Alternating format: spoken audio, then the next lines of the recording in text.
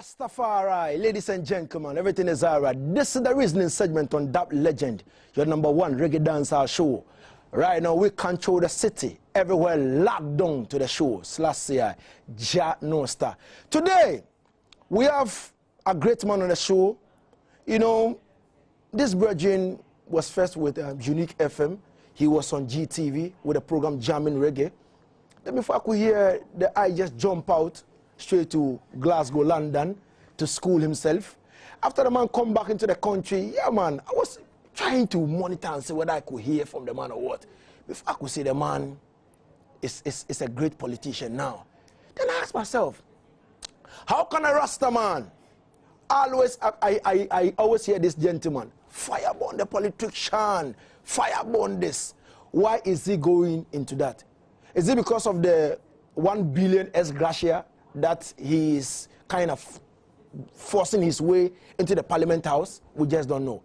But let's go and welcome Ras Mubarak into the house. Mubarak.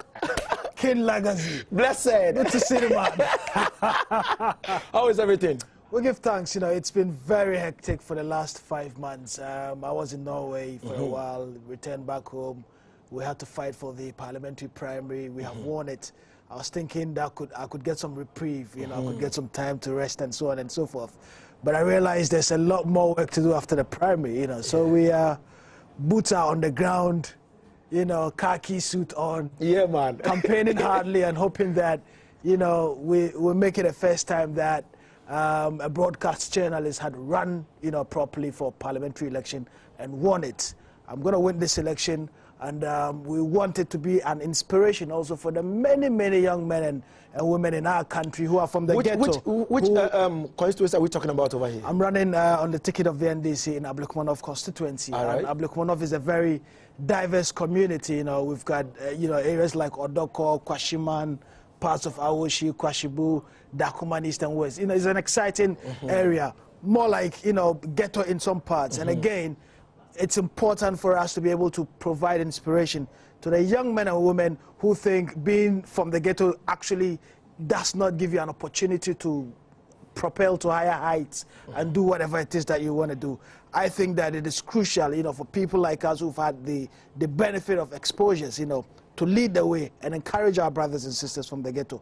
Let them, you know, let them get away from idling. Let them know that, look, because I'm from the ghetto. I grew up in Abuabu in Kumasi, you know, and if I'm doing it, you know, why should somebody from Dakuman East or West say, well, it's difficult?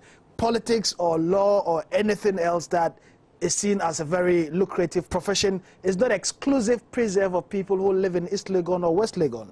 You know, it is also an opportunity. It also provides, it's not only for people who live in Uptown.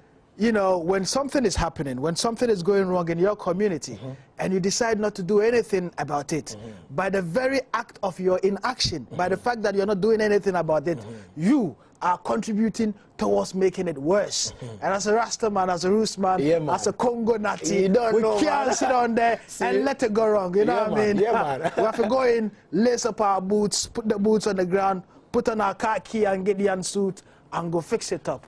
Mubarak, why have you put down, let me say, the media work? You being a reggae presenter, you being on GTV, you've put on all those shows, and now you want to step into the Parliament House. What is the brain behind that? There's a lot of work to do for our country. You know, we're talking about issues of social exclusion, you know, where there are very, very limited opportunities for the men and women of our country. You know, we're talking about issues of the economy, we're talking about issues of health, you know, and I sincerely believe that the time has come for young, talented people to go in there and put their shoulders to the wheel and make sure that the country works. We can't afford to sit on the fence and complain every time that, you know, the country is not moving in a proper direction.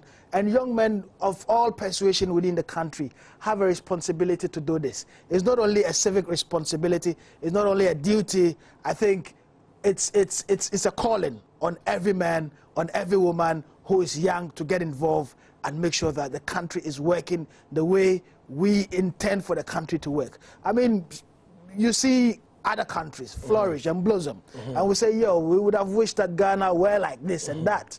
And yet, we don't get many, many young men putting their lives on the line. You know, going in to have it fixed. Because if something is wrong and you complain about it and don't do anything about it, you are virtually exacerbating, you are increasing the problems. Well, on Mubarak, Rastafari, ladies and gentlemen, I'm reasoning with Ras Mubarak in the house, who is running on the ticket of the NDC at Ablekuma North. Mubarak, you know, we always say we want Rasta government.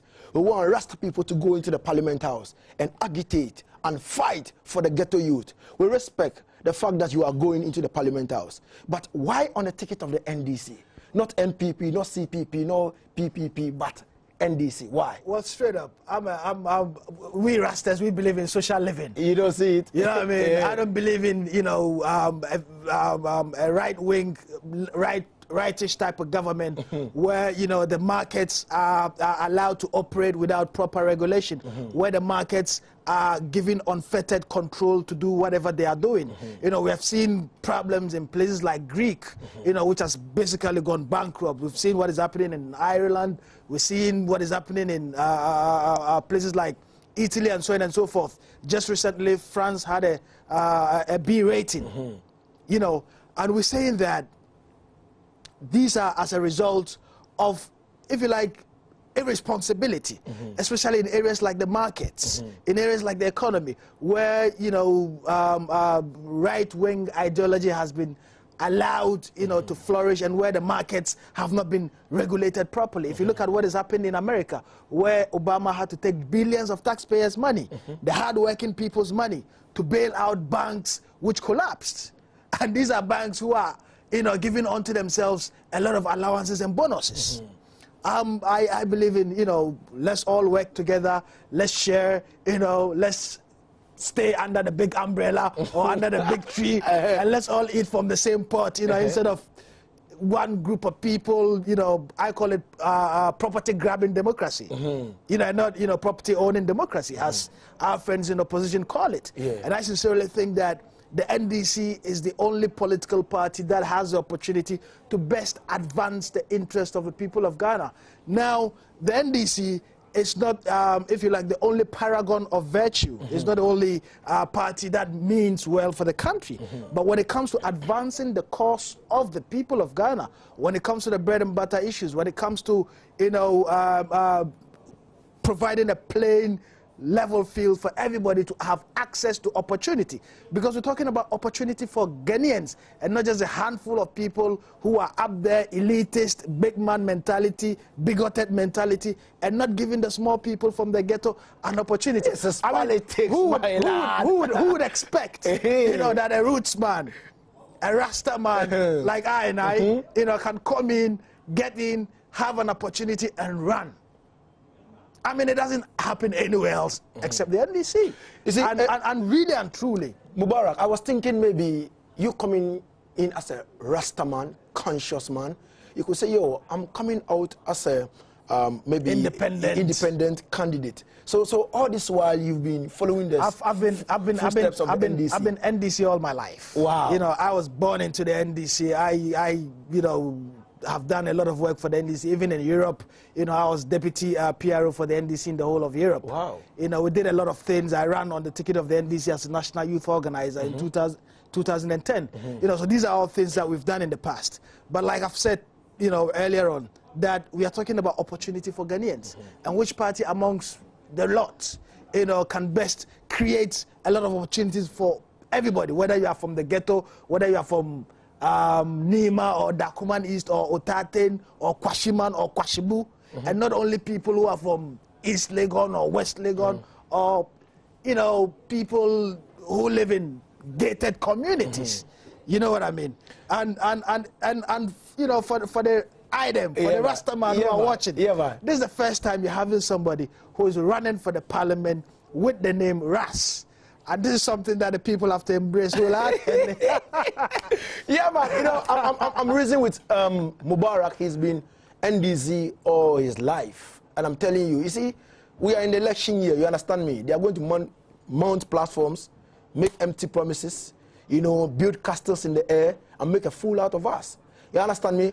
What exactly shows that when we vote for Ras Mubarak and straight into parliament, he will not turn his back on us? He'll read there and trust me, he will start to talk big English. And right now, when you call him, somebody will pick and say, yo, he's busy. You understand me? What exactly shows that you are going to take care of the people and you are not going to be like, you know, those people? I've always been a people's man. I mean, I'm sure when you called me, it wasn't an ex-person who picked my call, you know, and this is how... You are not there yet, so maybe this is yourself. You know, they say, if you're you know, this has always been me, and sincerely, I think we've got to have some honesty in our politics. You know, people would have to be realistic about expectations and also about what they can do. You know, we are very candid with the people about the things that would happen, about, you know, our shortcomings and where we feel we all need to work together. The building blocks of a democracy is not just about, you know, going to the polls. The citizens also have a responsibility to put their shoulders to the wheel, be they farmers, be they fisher folk, be they government officials, you know, our officials, civil servants, wherever they may find themselves. Each and every one of us is responsible for creating and making our country greater. And so I sincerely believe it's not only politicians, but it's also the presenters like the item. Yeah, man. And the item must brighten the corner where the eye is. You know what I'm saying? We're trying to make sure that everybody works effectively so that we can expand the economies. And we, especially people in the civil service. And I mean, I've been at the GBC for over 10 years. And in all the 10 years, I can tell you GBC is one of the places where people don't get paid much. Civil servants are working very, very hard. I'm hoping that we can provide incentives, you know, for people in the civil service to make sure that they give up the best, to make sure that people are not saying, oh, we're there, Juma, or, you know, like the same old mentality. And so people don't take care of it. You go to certain places, to the ghettos, and people are misbehaving, defecating and throwing rubbish everywhere because it is the ghetto. Full time now, we will clean up the ghetto as well. Full time now, we will bring back the liberty to them here. You see me, I say? Yeah, man. And sincerely, we need to have more and more Rasta people getting there because we are conscious straight up from the heart, and from what is inside, it's always inside. And I don't think a Rasta man would really and truly deviate from the path of righteousness. And we know that promise is a comfort to the fool. Yeah, man. And that is why we are giving people realistic projections on what we can do and what we cannot do. Rastafari, you don't know, I stood for an assemblyman, you know, in my area, but I lost. I'm telling you, the people say, hey, that gentleman, he talks too much on the radio. He's a fireman, he insults everybody, just like that. You understand? But same way, same style, we are trying to build, you know, a proper community for I and myself. Ras Mubarak, thanks a lot for coming on the show today. It's been very, very nice. I really appreciate it, and you deserve a lot of commendation for doing this. But let me put this quickly in. Yeah, man. I'm hoping that we could push forward two things, and I'm going to champion this. First of all, you see the artisans in my community, in Kokompe area of Ablekuma North. There are people who are fitters and so on and so forth. These are people who've got a lot of experience, who can fix any car in the world. And yet when these people go to the oil rigs, when they go to the big companies looking for jobs, they don't get opportunities because they don't have the certificates. So I'm hoping that we can have a national dialogue where if it is in conjunction with the National Vocational Institute or whatever, let's have a local training. Let's give people, you know, the fitters who've not gone to school but can do very well opportunities, so that when they go to the big places. When they go to the big places looking for opportunities, the big man at the gates wouldn't drive them away because they don't have certificate or identification. Yeah, it's very, very crucial. And I think a lot of people are left, you know, on the poverty line because of this certification thing. If you go elsewhere, you know, in Europe or America, the vibe is very, very different. And I think we've got to recognize these people, the fitters, the artisans, the mechanics, who can fix anything in the world, yet do not get any access to any factory. You need 2 hours on my show. I'm telling you, you need 2 hours. Give thanks, Natty. Rastafari. Give thanks. So, ladies and gentlemen, we give thanks, yeah, man, every time for the man passing through. And we will invite him once again because I have a lot of questions to ask him. You understand me? He's talk about Rastafari. The man was wearing locks, but right now because of, you understand me, he must shave off and everything. We give thanks, yeah, man, for Mubarak passing through to, you know, reason with us on the reasoning segment on Dub Legend. We say Rastafari, we say keep watching every time. Bless.